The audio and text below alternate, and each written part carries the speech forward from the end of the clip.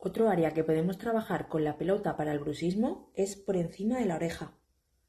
Aquí tenemos un musculito en toda esta zona y vamos a ir trabajando con la pelota haciendo una presión y moviéndola en circulitos mientras seguimos relajando nuestra respiración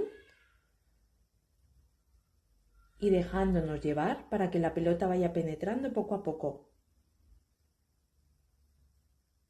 alrededor de toda la oreja. Este ejercicio vamos a repetirlo también sobre el otro lado de la cabeza.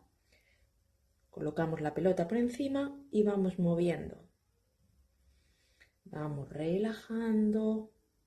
Si encontramos algún punto doloroso, podemos parar y ejercer una presión ahí durante unos 30 segundos hasta que notamos que se alivia.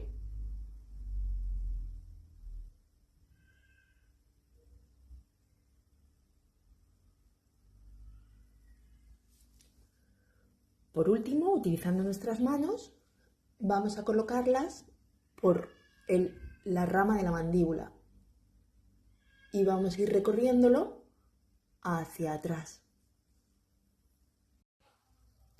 Este ejercicio le vamos a hacer pero con la cabeza aquí, relajada. Y podemos hacerlo hacia ambos lados o si nos duele mucho, un lado y otro.